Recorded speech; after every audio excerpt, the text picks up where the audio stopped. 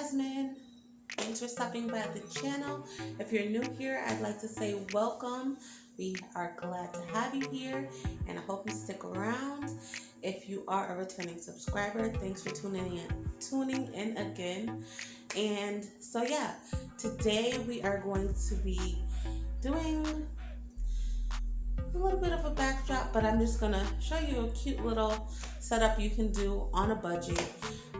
For any type of occasion. I am actually doing a little bit of a luncheon brunch thing for Mother's Day, but you can use these same tips, techniques, ideas, to set up for any occasion that you're having. So stick around.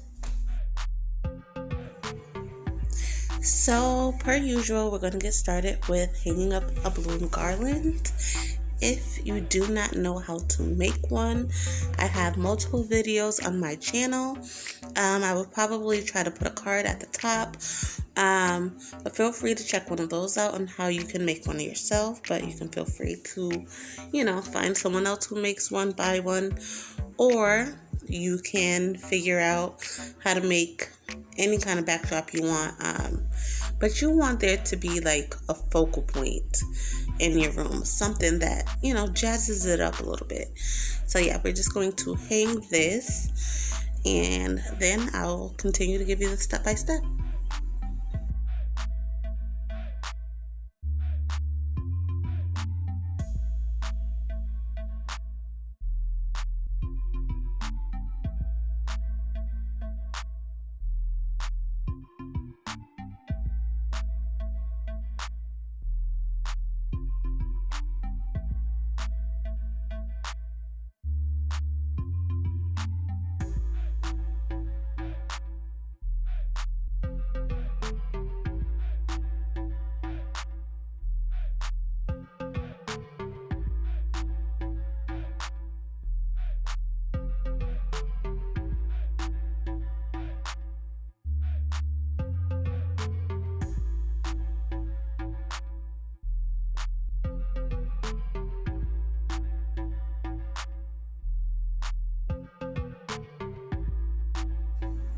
And just know the shape of your balloon garland is not permanent. You can shift it, you can move it to get it how you like it. You will see later on that I am going to change this a little bit because it's a little too boxy, but yeah, feel free to move it around. So I am going to spruce this up a little bit more by adding some faux greenery. You can find some at Dollar Tree, but you can get better ones at Walmart and Michael's. So I have a mix between Dollar Tree and Walmart florals here, but I just feel like it's going to give it a more, almost, I don't really want to say elegant look, but it's just going to make it look a lot better. But when I was, breaking these apart, I noticed that they actually had wire in them. So make sure you have floral wire cutters, or just buy the fully plastic ones, because you don't want to pop your balloons. So I actually will turn off the camera and come back once I have these separated and the ends taped off so that I'm not popping any balloons.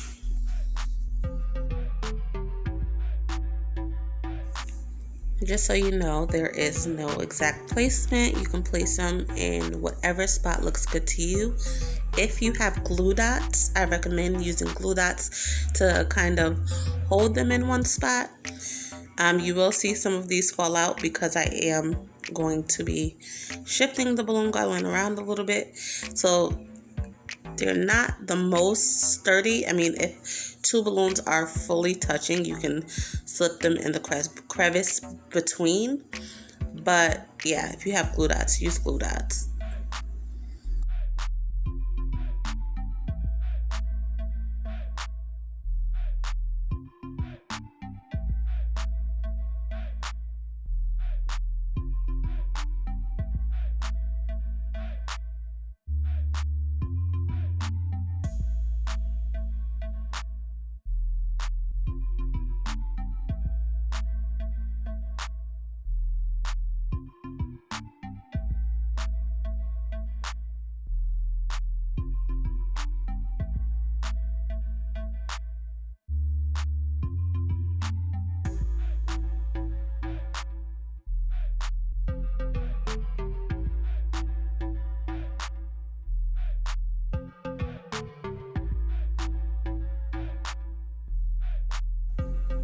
So I'm just going to take up another piece of fishing line and attach it to the balloon garland because I don't like the shape of it.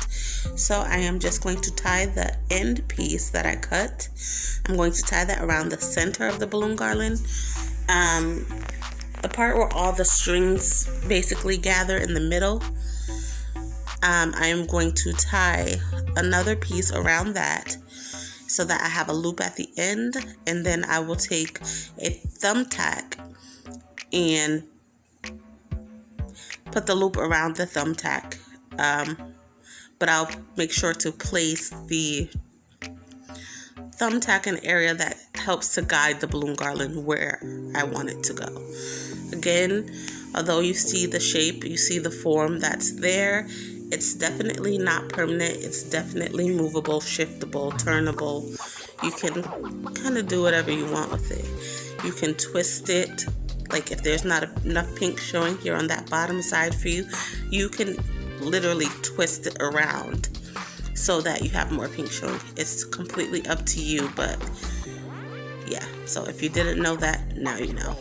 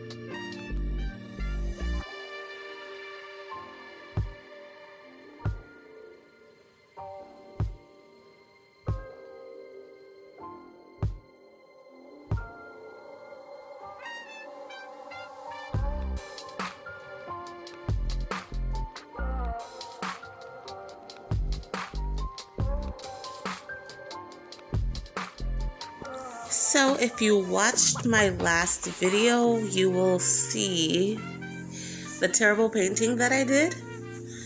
But once it dried, it wasn't as terrible.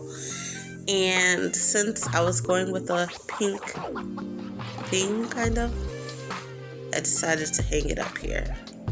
I still don't like it. My niece and my sister both asked if they could have it. They don't know the look that I was actually going for, so they don't understand why I'm making a big deal about it. But I'm going to give it to my niece. But yeah, it worked for the day, but yeah, no.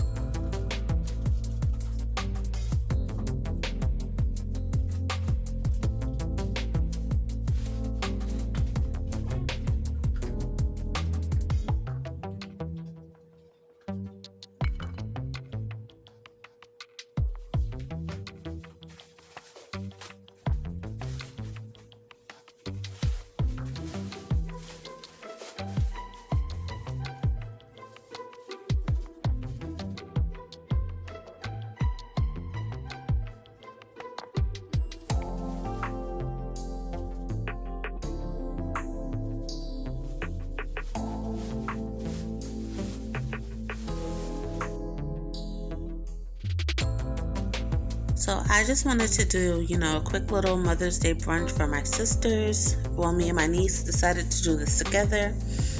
But here I'm using a plastic tablecloth. But if you are going for a more upscale, more fancy event, I recommend using a fabric tablecloth because it just takes the look to another level. But yeah. And also, before you even start, make sure you have a color scheme. There's nothing worse than your idea not coming together because you didn't fully plan. So you want to know what colors you're looking for so that you can get the decor you need to match that.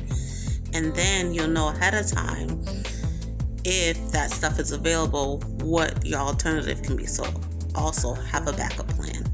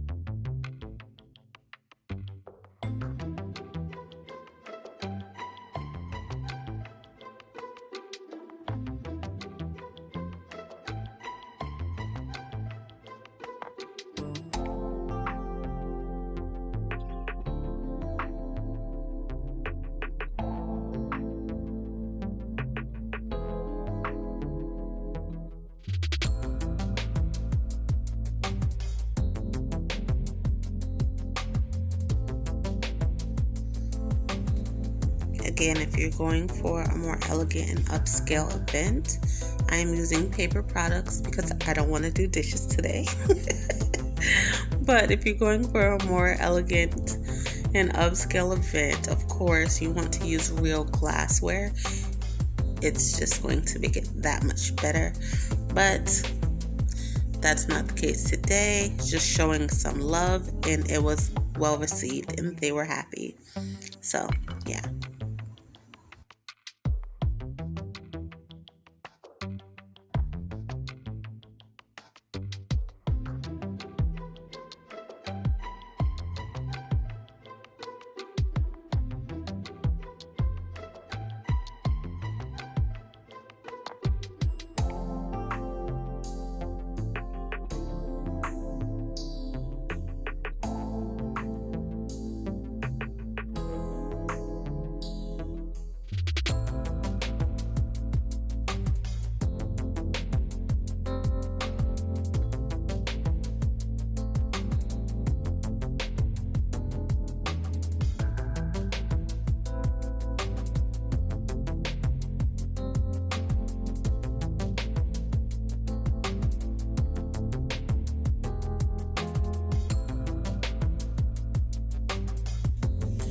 Okay, so it's pretty much kind of set up, but I am going to come back once the food is done so you guys can see like the finished product set up, because a bunch of empty containers doesn't look so festive.